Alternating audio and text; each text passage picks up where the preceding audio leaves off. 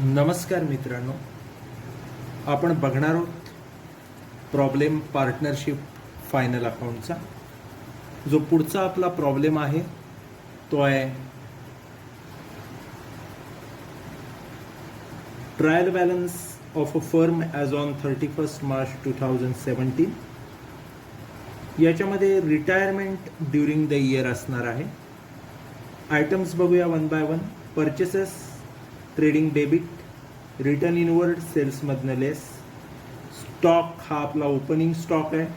Drawings ABC capital अकाउंटच्या डेबिटला येतील. सॅलरी, ऑफिस एक्सपेन्स आणि bad debts profit and loss अकाउंटच्या डेबिटला येतील. Carriage inward trading debit, carriage outward P&L debit, debtors असेटला येतील. बिल्स रिसिवेबल असेटला येतील. बँक बॅलन्स आणि कॅश बॅलन्स हे पण असेटला येतील. इन्व्हेस्टमेंट असेट, प्रिमायसेस ज्यालाच आपण बिल्डिंग म्हणतो असेटला येईल आणि मशिनरी पण असेटला येईल. जेव्हा आपण ट्रायल बॅलन्सची क्रेडिट साईड बघतोय तेव्हा कॅपिटल अकाउंट्स आहेत A, B आणि C. हे तिन्ही कॅपिटल अकाउंट्स आपले येतील. तुम्हाला सगळ्यांना माहीतच आहे,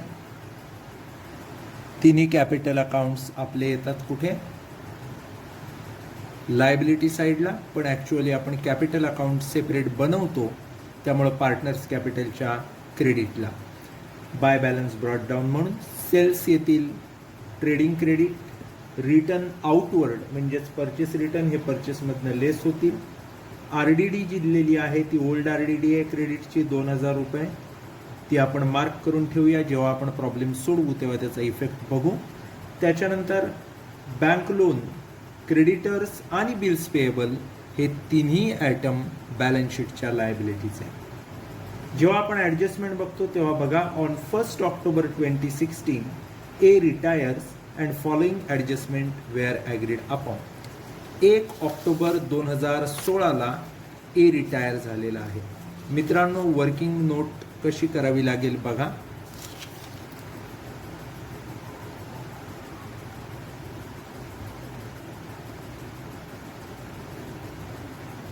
आपलं अकाउंटिंग इयर संपलंय 31 मार्च 2017ला, म्हणजेच आपलं अकाउंटिंग इयर आहे 1/4/16 ते 31/3/17. रिटायरमेंट ऑफ A ही घडलेली आहे 1/10/16ला. त्यामुळं आपला प्री आणि पोस्ट हे जे दोन पिरियड्स आहेत ते कसे असतील बघा. इयर सुरू झाल्यापासून 1/4/16 पासून रिटायरमेंटच्या डेटपर्यंत 1/10/16 पर्यंत हा आपला प्री पिरियड असेल आणि रिटायरमेंटची डेट म्हणजेच 1/10/16 पासून ते इयर एंडपर्यंत 31/3/17 पर्यंत आपला पोस्ट पिरियड असेल. त्यामुळे मित्रांनो, आपल्याला काय करायचं आहे, प्रीचे महिने आहेत एप्रिल टू सप्टेंबर 6 मंथ्स. पोस्टचे पण आहेत ऑक्टोबर टू मार्च 6 मंथ्स. 6/6 म्हणजेच 1/1 हा आपला प्री टू पोस्ट रेशो आलेला आहे. त्याच्यानंतर ॲडजस्टमेंट बघा. पहिली आहे goodwill 90,000 brought into the books. Brought into books याचा सरळ अर्थ आहे बॅलन्स शीटच्या असेटला त्या गुडविलचा एक इफेक्ट येणार आणि दुसरा इफेक्ट येणार पार्टनर्स कॅपिटलच्या क्रेडिटला त्यांच्या प्रॉफिट शेअरिंग रेशो. प्रॉब्लेममध्ये कुठेही प्रॉफिट शेअरिंग रेशो दिलेला नाही आहे, त्यामुळे तो इक्वल असणार ABC 1:1:1, 1:1:1. त्याच्यानंतर दुसरी जी महत्त्वाची गोष्ट आहे ती म्हणजे आपल्याला दुसरी ॲडजस्टमेंट दिली आहे. Furniture 20,000 purchase on 30 June 2016 but the invoice was not recorded in the books. Furniture purchase केलं आहे, रेकॉर्डिंग नाही आहे. असेट साईडला फर्निचर येईल, लायबिलिटी साईडला क्रेडिटर फॉर फर्निचर येतील. ही एक ॲडजस्टमेंट होईल. आणि दुसरी गोष्ट अशी की फर्निचर जूनमध्ये खरेदी केलं आहे, 30 जूनला डिप्रिसिएशन काढताना हे फार महत्त्वाचं ठरणार. तिसरी ॲडजस्टमेंट आहे balance is A's account after making all adjustment transfer to his loan account carrying interest of 16%. A retire होतोय कधी, रिटायरमेंटची डेट दिलेली आहे आपल्याला बघा प्रॉब्लेममध्ये 1/10/2016ला.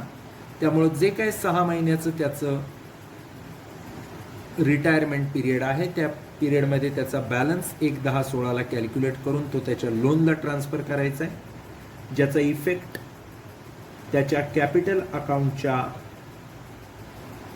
डेबिटला येईल, बॅलन्स शीटच्या लायबिलिटीला येईल आणि त्याच्यावर जे काही इंटरेस्ट असेल 16% उरलेल्या 6 महिन्याचं 1 ऑक्टोबरपासून ते त्या लोनमध्ये ॲड होईल आणि प्रॉफिट अँड लॉस अकाउंटच्या डेबिटला येईल.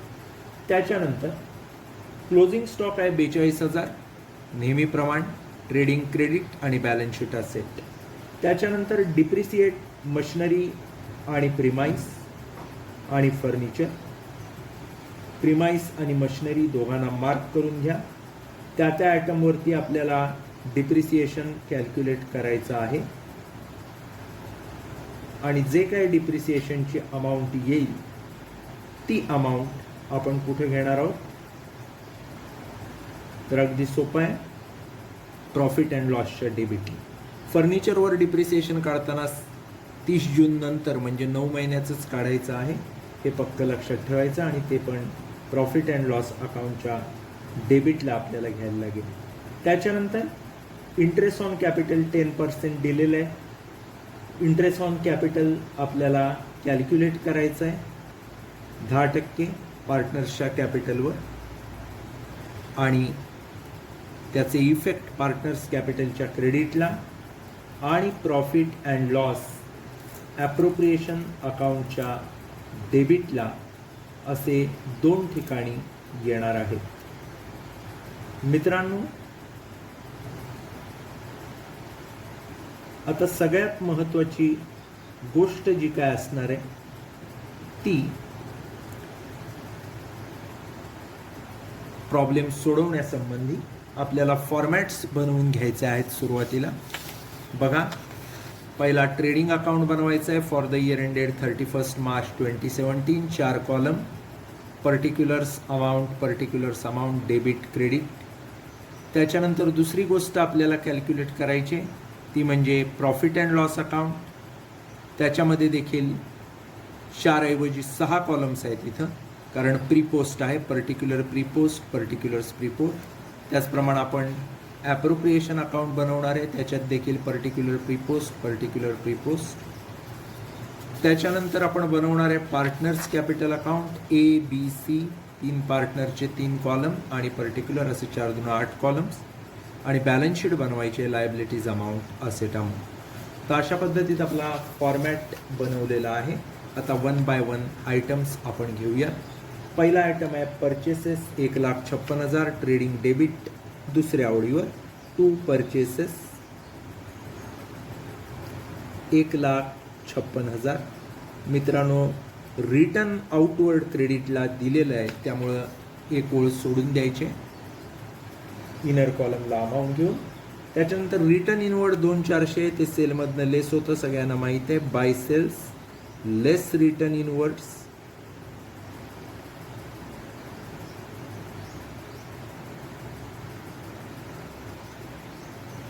रिटर्न इनवर्डची अमाऊंट आहे आपली 2,400.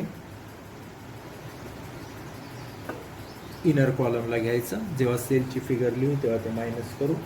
त्याच्यानंतर आपल्याला दिलेला आहे स्टॉक म्हणजेच ओपनिंग स्टॉक 24,000 पहिल्या ओळीवर ट्रेडिंग डेबिटला. 2 ओपनिंग स्टॉक अमाऊंट आहे 24,000 रुपये डायरेक्ट आउटर कॉलमला. त्याच्यानंतर पुढचा जो आयटम आहे तो आहे ड्रॉइंग्स. सगळ्यांना माहीत आहे कॅपिटल अकाउंटच्या आपण डेबिट साईडला ड्रॉइंग्स घेतो. 2 ड्रॉइंग्स 12, 12, 12, 12,000, 12,000 आणि 12,000 A, B आणि Cच्या. त्याच्यानंतर आपण घेणार आहे सॅलरी, ही P&Lच्या डेबिटला येईल 27,000 रुपये. टू सॅलरी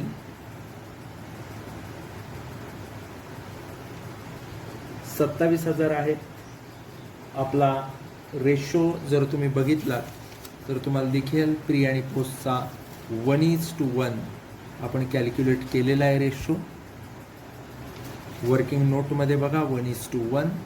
त्यामुळे त्या रेशोत आपल्याला काय करायचं आहे, सॅलरीज डिव्हाइड करायचे 27/2. सो 13,500 13,500.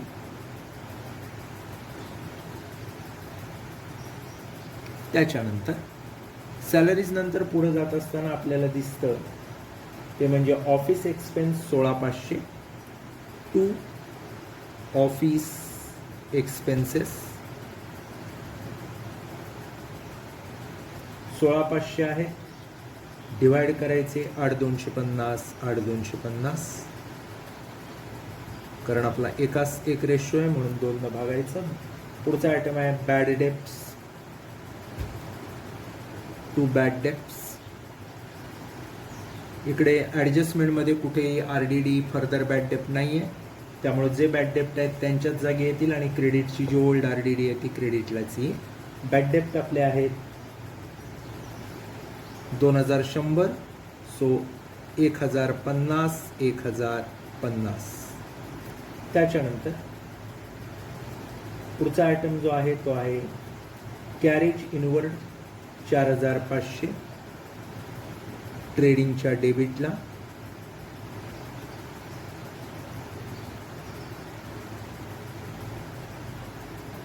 $4,500. पुढचा आहे कॅरेज आउटवर्ड P&L डेबिटला टू कॅरेज आउटवर्ड. कॅरेज आउटवर्डची अमाऊंट आहे 6,750, म्हणजे 33,75 33,75 अशी येईल 2 भागल्यावर 3,375 प्रमाण. त्याच्यानंतर डेटर्स आहेत 1,00,000 जसेच्या तसे आपण घेणार बॅलन्स शीटच्या असेटला. कॅश, बँक, फिक्स असेट या सगळ्यांच्या जागा सोडून मग आपण घेणार डेटर्स. डेटर्सची अमाऊंट आहे 1,00,000 जशीच्या तशी आपण आउटर कॉलमला घेऊ, कारण ॲडजस्टमेंट नाही. त्याच्यानंतर पुढचा आयटम आहे बिल्स रिसिवेबल 3,250 डेटरच्या खालीच बिल्स रिसिवेबल.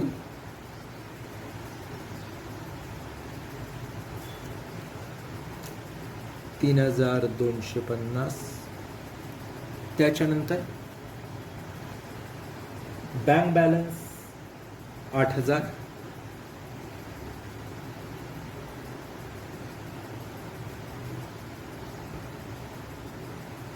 असेट साईडला कॅश बॅलन्स आहे आपला 2,500,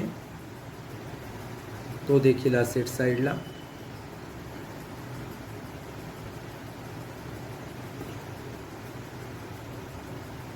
त्याच्यानंतर आहे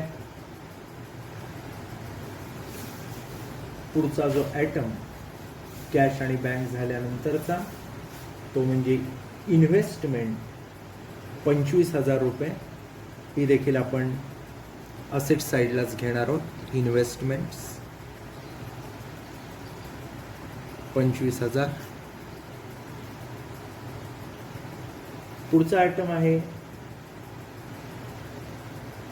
प्रिमायसेस 50,000 असेटलाच. इनर कॉलमला 2 ओळी सोडायच्या, कारण डिप्रिसिएशन आहे. पुन्हा मशिनरी, त्याला देखील 2 ओळी सोडायच्या इनर कॉलमला, डिप्रिसिएशन आहे 36,000.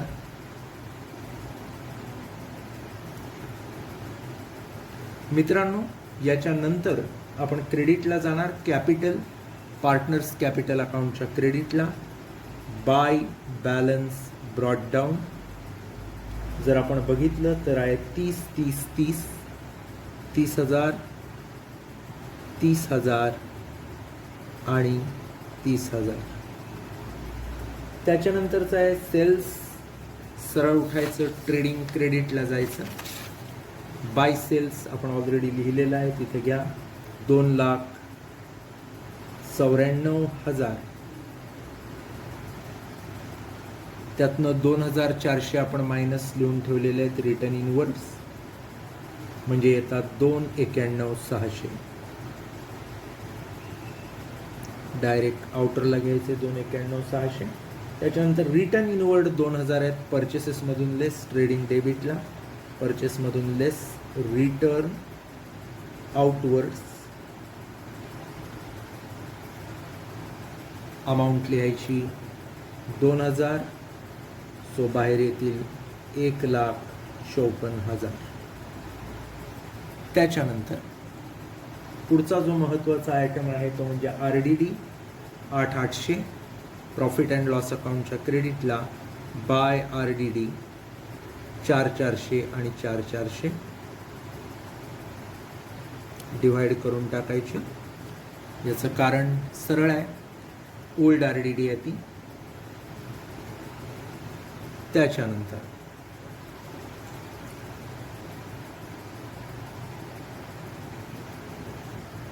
पुढचा जो आयटम आहे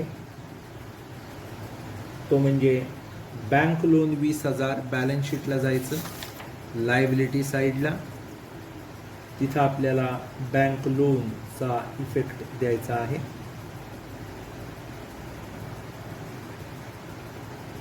बँक लोन 20,000.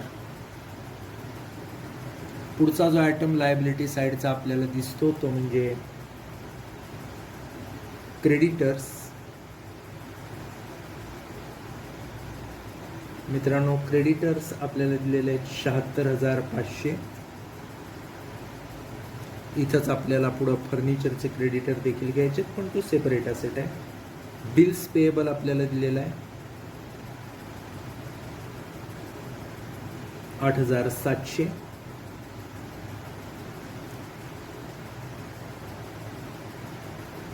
याच्यानंतर आपलं पोस्टिंग झालेलं आहे. पोस्टिंग झाल्यानंतर आपण वळणार आहोत ॲडजस्टमेंट्सकडं. ॲडजस्टमेंट्स बघत असताना पहिली ॲडजस्टमेंट आहे आपली goodwill 90,000 brought into the books. एक सेपरेट आयटम घ्या, गुडविल 90,000 असेट साईडला. आणि दुसरा इफेक्ट द्या पार्टनर्स कॅपिटल अकाउंटच्या क्रेडिटला बाय गुडविल.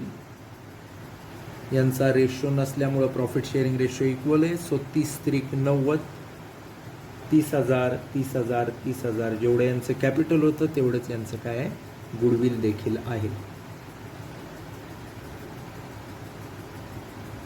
त्याच्यानंतरचं जे महत्त्वाचं आहे ते म्हणजे फर्निचर 20,000चं परचेस झालं आहे पण एंट्री केलेली नाही आहे.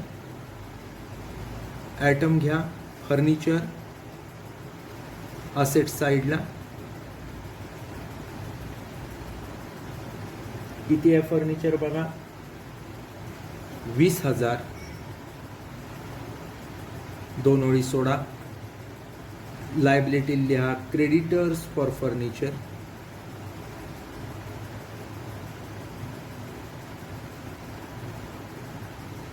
$20,000. सो 2 इफेक्ट दिले, असेटला फर्निचर 20,000 आणि लायबिलिटीला क्रेडिटर्स फॉर फर्निचर 20,000. त्याच्यानंतरचं जे आहे ते म्हणजे balance in A's account after adjustment transfer to loan account 16% interest, हे शेवट येणार आहे. क्लोजिंग स्टॉक आहे 42,000. ट्रेडिंग क्रेडिट आणि बॅलन्स शीट असेटला by closing stock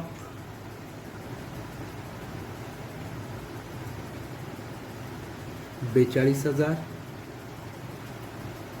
असेटला Java,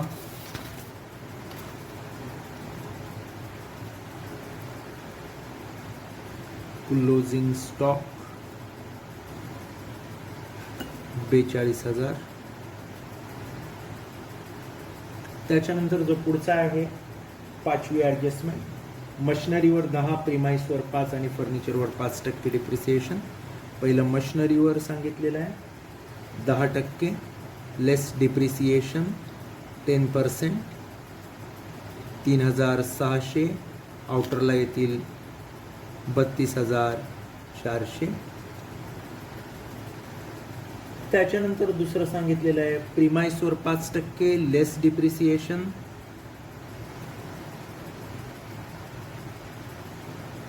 @ 5%, 2500. So आउटरला येतील 47500. आणि फर्निचरवर किती डिप्रिसिएशन सांगितलेलं आहे, फर्निचरवर पण सांगितले 5%. 20,000वर 5% होतं 1,000, पण 9च महिन्याचा आहे त्यामुळं 750 येईल. म्हणजे काय करायचं, 20,000 गुणिले 500 गुणिले 9/12, कारण 30 जूनला परचेस आहे. सो 30 जून ते 31 मार्च म्हणजे डिप्रिसिएशन आलं 750. सो आउटरला 19,250. आता काय करायचं, तर सोपं आहे. हे तिन्ही डिप्रिसिएशन आपण घेणार प्रॉफिट अँड लॉस अकाउंटच्या डेबिटला. टू डिप्रिसिएशन ऑन, एक एक घेऊया. फर्निचर, प्रिमाइस आणि मशिनरी असे 3 आयटम आहेत. पहिलं घेऊया प्रिमाइसेस. प्रिमाइसेसवर डिप्रिसिएशन आपण काढलं होतं किती बघा, प्रिमाइसेसवर काढलं होतं 2,500. सो 1,250, 1,250. मशिनरी त्याच्यावर काढलं होतं आपण 3,600. सो 1,800, 1,800. आणि फर्निचर 750 काढलं होतं. 250 आणि 500. याचं कारण असं, जूनपर्यंत आपल्याकडं नव्हतंच. जुलै, ऑगस्ट, सप्टेंबर असे 3च महिने प्रीमधले आहेत आणि ऑक्टोबरपासून मार्चपर्यंतचे 6 महिने कशातले आहेत, पोस्टमधले आहेत. सो त्याचा रेशो 1:2 येईल, म्हणजे 3 महिने आणि 6 महिने. ओके. त्याच्यानंतरचा जो आयटम आपण घेणार आहोत तो म्हणजे इंटरेस्ट ऑन कॅपिटल. हे आपल्याला कॅल्क्युलेट करायचं आहे 10%. अत्यंत सोपं काम आहे. कॅपिटलवर 10% इंटरेस्ट काढायचं आहे by interest on capital @ 10% per annum. 6च महिने आपल्याकडं आहे त्यामुळं अर्ध्या वर्षाचंच इंटरेस्ट येईल. 30,000 गुणिले 10/100 गुणिले 6/12. सो 1,500 रुपये येईल. बाकीच्यांचं मात्र 30,000वर 10% प्रमाण पूर्ण वर्षाचं 3,000 रुपये येईल. याचा दुसरा इफेक्ट आपल्याला द्यायला लागेल ॲप्रोप्रिएशन अकाउंटच्या डेबिटला. To interest on capital.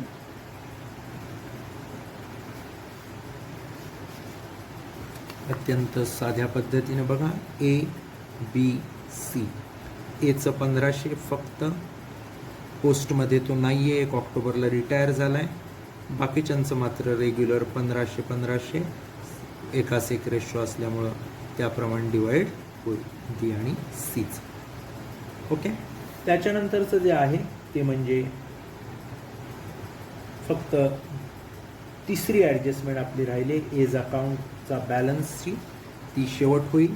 त्याच्यासाठी आता आपल्याला अकाउंट्स टॅली करायला पाहिजेत. पहिलं ट्रेडिंग अकाउंट टॅली करायचं आहे. ट्रेडिंग अकाउंट जर आपण बघितलं तर क्रेडिट साईडला आहेत 291,600 आणि 42,000. सो 333,600 अशी आपली टोटल येते.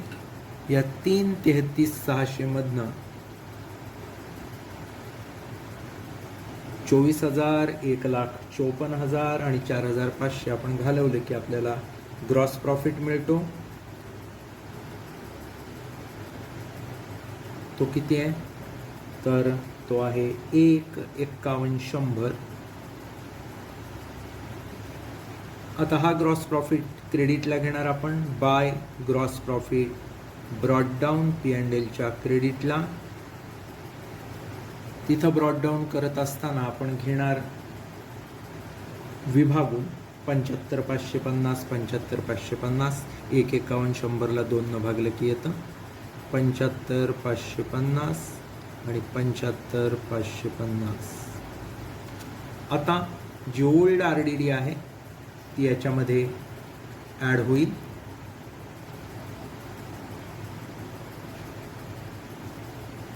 $79,950 $79,950 $79,950 $79,950.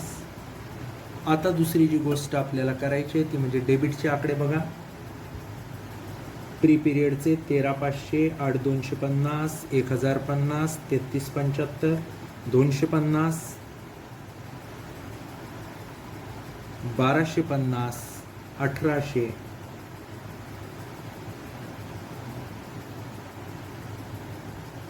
असे वेगवेगळे आकडे आहेत.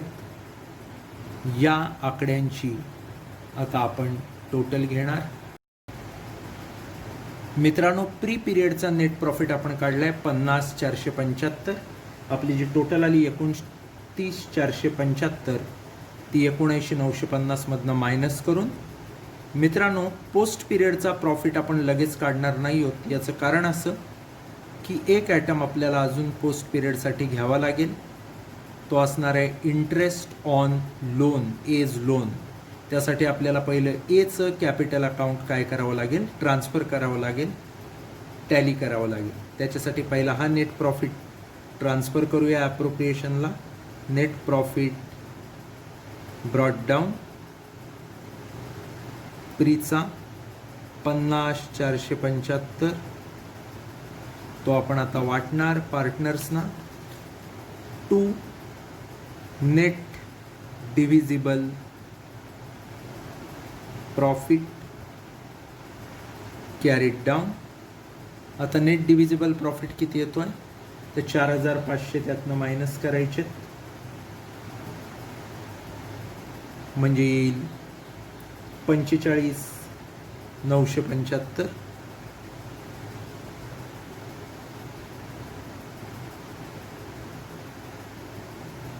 $45,975 हा तिघांमध्ये आपण काय करणार, डिवाइड करणार आहोत. पार्टनर्स कॅपिटल अकाउंटला सगळ्यांनी जायचं आहे. त्याच्या क्रेडिटला बाय नेट डिव्हिजिबल प्रॉफिट 45,975ला 3 भागलं की आपल्याला मिळतील 15,325 15,325 15,325 15,325 आपला इक्वल रेशो आहे. आता ए रिटायर होतोय त्यामुळे त्याचा अकाउंट टॅली करायचं आहे. एचा अकाउंट जर आपण टॅली केलं तर दिसतात किती बघा, 30 ने 30 60 ने 61 71 ने 5 76 825 76 825 76 825. त्यातनं आता आपण 12,000 त्याच्या ड्रॉइंग घालवल्या तर राहतात शिल्लक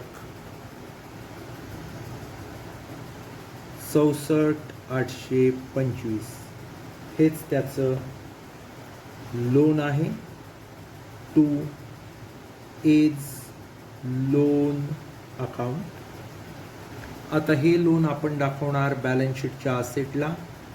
एज लोन इनर कॉलमला 64,825. आता या 64,825 वर 16% आपल्याला 6 महिन्याचं इंटरेस्ट द्यायचं आहे.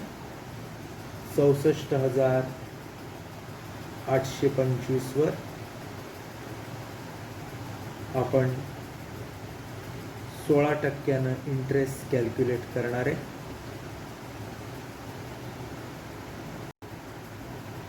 आपण एज लोन वरती इंटरेस्ट काढतोय. Add interest @ rate of 16%. कसं कॅल्क्युलेट करायचं बघा, वर्किंग नोट.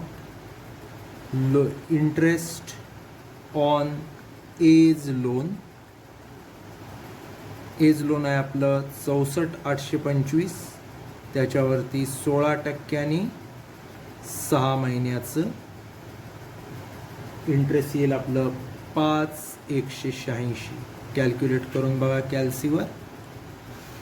5186. टोटल करा. 6 आणि 5 11 1 चाललं 1, 9 आणि 2 11 1 चाललं 1 आणि 1 2 8 आणि 2 10 0 चाललं 1, 6 आणि 4 10 0 चाललं 1, 6 आणि 1 7. 70,011 अशी आउटरची फिगर येईल. आणि जे इंटरेस्ट आलं आहे ते प्रॉफिट लॉसच्या डेबिटला घ्या. To interest on A's loan. Interest आलं आहे आपलं 5,186. आता हे 5,186 बाकी फिगर्स बरोबर घेतलं आहे. 79,950 आपली टोटल आहे पोस्ट पिरियडची. त्यातनं 13,500 पासून ते 5,186 पर्यंत सगळे आयटम्स आपण लेस केले तर आपला प्रॉफिट किती येतो बघा. टोटल या आयटम्सची येते 34,911.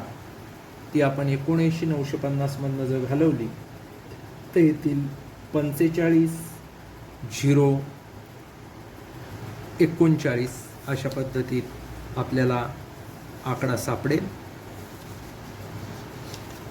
45,039 तो आपला पोस्ट पिरियडचा इथला प्रॉफिट आहे. तो आता आपण ट्रान्सफर करणार ॲप्रोप्रिएशनच्या क्रेडिटला. 45,039 टोटल घ्या. 45,039 45,039 त्यातनं 1500 3,000 मायनस केले, राहिले 42,039. हा आहे आपला नेट डिव्हिजिबल प्रॉफिट 42,039. तो आपण डिवाइड करणार दोन्ही पार्टनरमध्ये, कारण आता तिसरा पार्टनर आपला गेलेला आहे, बाय नेट डिव्हिजिबल प्रॉफिट. आता ह्या पोस्ट पिरियडचा पहिला होता तो प्रीचा होता 21,020 आणि 21,019. एकाला 20 एकाला 19. आता आपण अकाउंट दोघांचे टॅली करणार. बी कडे बघा. 30 दून 60 ने 3 63 73 ने 5 78 88 99,345 99,345. त्यातनं 12,000 गेले ड्रॉइंगचे, 12 गेले त्यातनं की राहतात शिल्लक 87,345.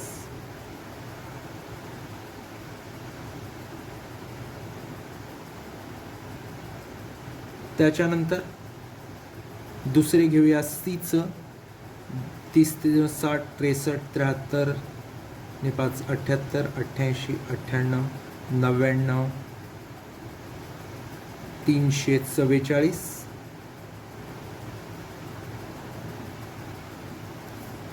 99,344.